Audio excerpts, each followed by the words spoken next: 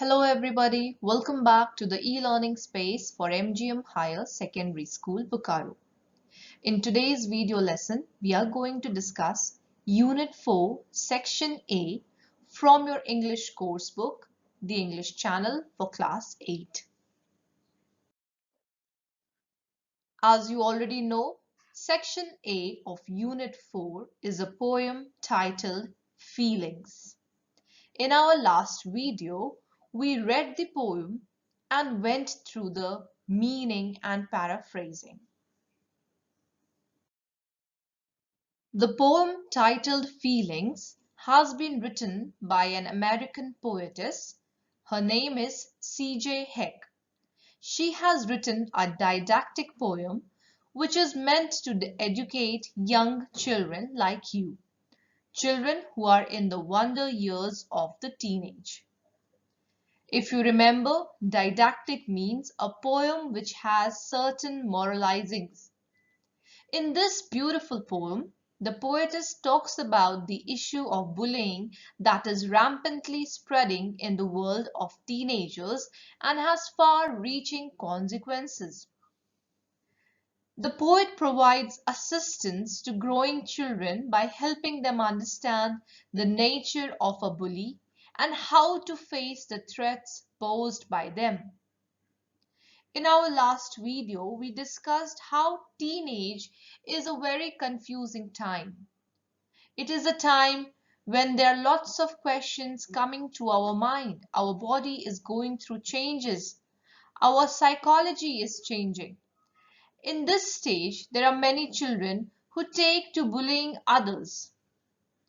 Those other children who do not have a voice of their own or who are smaller in size. The poet assists these children who are victims by telling them through her poem that these bullies are no one but somebody who has been unhappy inside. She also tells the young victims not to worry or reply to these bullies in their language of anger or unkindness. She tells, in order to overcome this threat, one has to approach the bully with kindness, with niceness, and stand up for themselves without fighting or replying to them in the language of violence. With the help of a conversation between a suffering child and his mother, the poet talks about this burning issue and how to tackle it. The dialogues between the mother and the son are very sensitive, very emotional. The child is suffering. He has been bullied by his seniors, his friends, or children who are bigger in size than him. And they do not seem to understand what this child is going through. The feelings of the victim are completely ignored by a bully. And the poet tells that because you know how it feels to be hurt, to have your feelings crumpled, you must not crumple the feelings of others. In fact, you must reach out to your bully, talk to them, and sort out the issues. Let us critically appreciate the poem. The poem is titled Feelings. It is written by the American poetess C.J. Heck. It talks about the sensitive issue of bullying. The poem has 4 stanzas. Each stanza has 4 lines. The rhyme scheme of the poem is A, B, C, B. That means the second and the fourth line rhyme with each other. The poem, as we see, is conversational in style. It is a conversation between a mother and her child who has been the victim of bullying. When we read the title of the poem, Feelings, it suggests sensitivity and emotions. It shows how the act or trauma of bullying crumples the feelings of the victims. It also tells us that the person who is bullying others is actually a very hurt person, a person who is angry within, and a person whom the world has been unkind. A poetic device is used by a poet to make the poem aesthetically pleasing. Now, in this poem, we come across various poetic devices.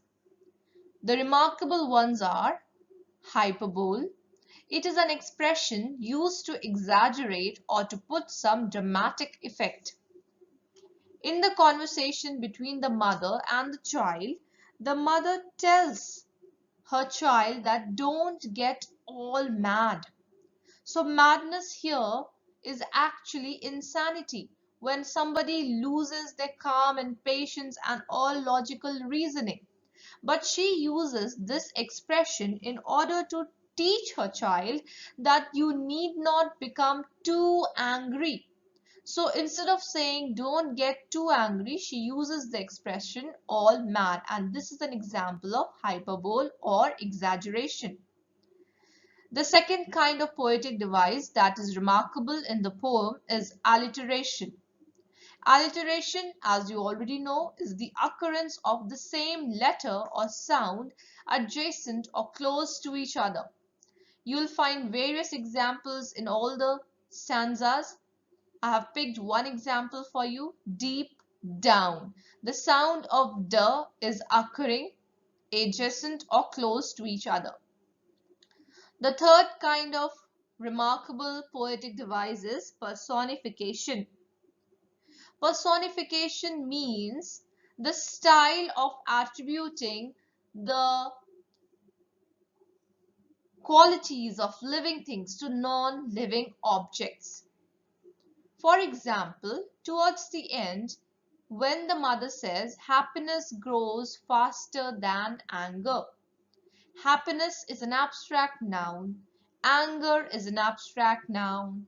These are non-living and they do not grow. They just are an expression of feeling.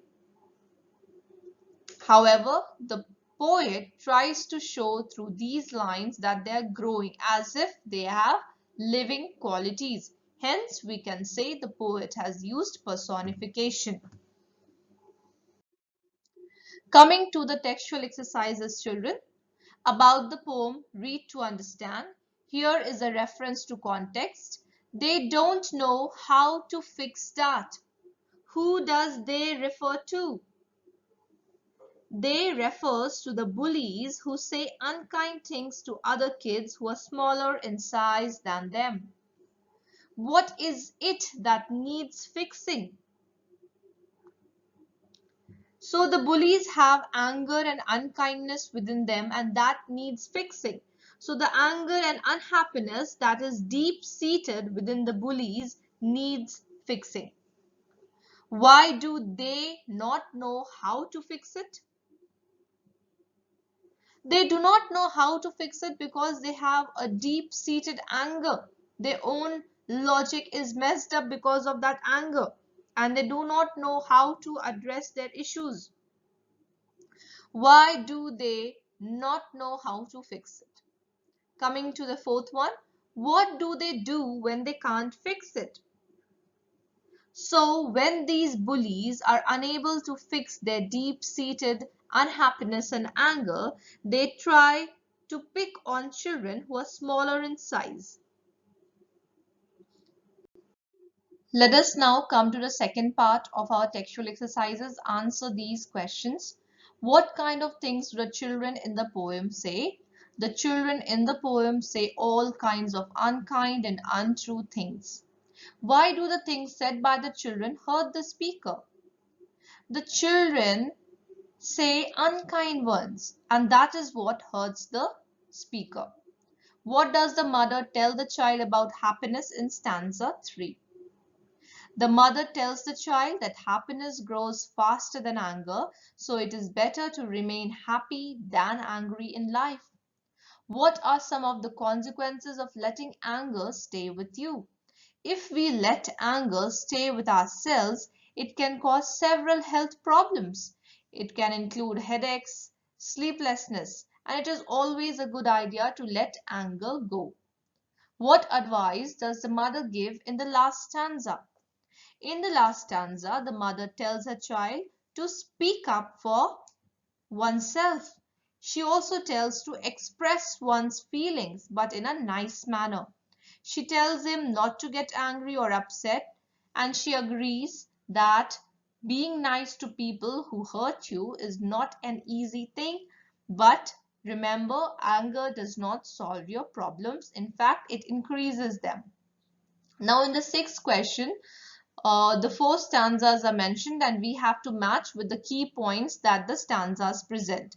So stanza 1 is all talking about questioning the behavior of bullies. Stanza 2 is talking about explaining why there is bullying. Stanza 3 talks about advising to avoid anger. Shun means to avoid anger. And stanza 4 talks about trying to deal with the bullies. Come to the discuss and write part. These are subjective answers. It requires your own ideas, but always with proper reasoning. Do you think the child is talking about a real situation or an imaginary one? Give reasons for your answer. If you were in the child's place, would you follow the mother's advice? Justify. Do you think the mother understands the child's problem? Justify your response. So I think yes, the child is talking about a real situation because bullying is a real problem and his feelings are hurt, he's talking about to his mother. And if I were in my mother's place or if you were in your mother's place, would you follow her advice? I think yes. You can of course use your own answers. And do you think the mother understands the child's problem? I think yes, the mother seems to be very understanding. She has not only explained who are bullies, why do they bully, what their problem is, she has also offered advice on how to tackle the situation. So I think yes, she understands the problem of the child. Read to appreciate. In the poem, the mother tells the child not to get all mad. Mad usually means insane or not in control of one's senses. Here, the poet uses this expression to mean not to get angry and so do something foolish. The usage of the word mad is an example of hyperbole. Now, this is used for exaggerating or giving greater dramatic effect. I've already discussed this in our video.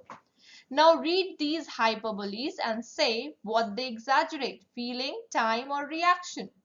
I'll be back in a second. Is it physically possible to go somewhere and be back in a second? No. Yet this expression is used in order to show or exaggerate time. To show that you won't be late, you'll be quickly back. Don't take her notes or she'll kill you. This is an exaggeration of a reaction. Nobody actually is going to kill somebody just because they have copied their work. This shows that she is going to be real angry. I was so frightened, my heart was in my mouth. This is an exaggeration of a feeling. It is not logically possible, children, to have your heart in your mouth and still be alive. This is an exaggeration on a certain feeling, the feeling of being extremely frightened. Now, after understanding hyperboles, here is some space for you to write your own sentences using exaggeration. This brings us to the end of our textual exercises. The assignments that you shall be doing from this lesson are: read the poem and mark all the tough words. Learn the word meanings. Complete all the textual exercises in your textbooks. The exercise B given on page number 71 has to be done in your English copies. Now write the poetic devices as discussed in the video in your English copies, and based on your understanding of this poem, give a pictorial representation in your English copies. You have read about feelings, the feelings of being hurt, unkind words, unhappiness inside a person, anger inside a person. So many feelings have been talked about. So you will use your understanding and draw a picture about it. That's all for today from this lesson. Thank you, children, and take care.